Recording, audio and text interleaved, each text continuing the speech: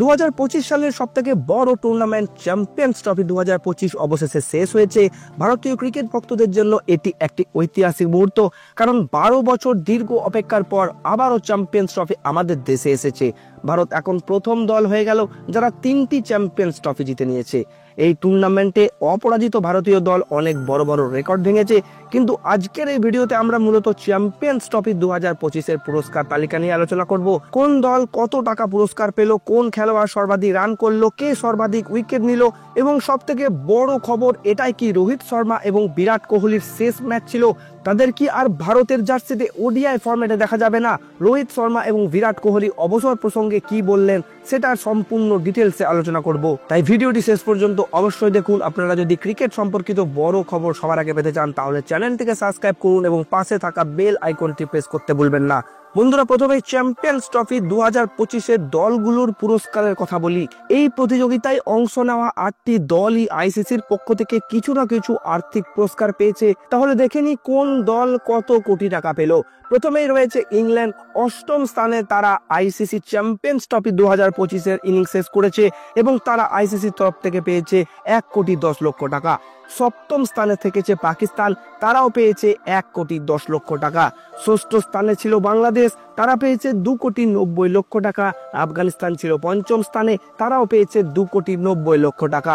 Australia 4র্থ স্থানে থেকে শেষ করেছে, তারা পেয়েছে 4,60,00,000 টাকা। দক্ষিণ আফ্রিকা 3য় স্থানে, তারা পেয়েছে 4,60,00,000 টাকা। নিউজিল্যান্ড 2য় স্থানে অর্থাৎ রানার্স আপ, তারা পেয়েছে 10 কোটি টাকা। এবং ভারত 1ম স্থান অর্থাৎ চ্যাম্পিয়ন হয়েছে, তারা আইসিসির তরফ থেকে পেয়েছে 20 কোটি টাকা এবং চ্যাম্পিয়ন্স ট্রফি। সর্বাধিক রান সংগ্রাহক হয়েছেন নিউজিল্যান্ডের রাচিন রবীন্দ্র, সর্বাধিক উইকেট সংগ্রাহক হয়েছেন নিউজিল্যান্ডের ম্যাট হেনরি। সর্বাধিক সেঞ্চুরি করেছেন রাচিন রবীন্দ্র, 2টি সেঞ্চুরি। ফাইনালে ভারতের ম্যাচের সেরা খেলোয়াড় হয়েছেন রোহিত শর্মা।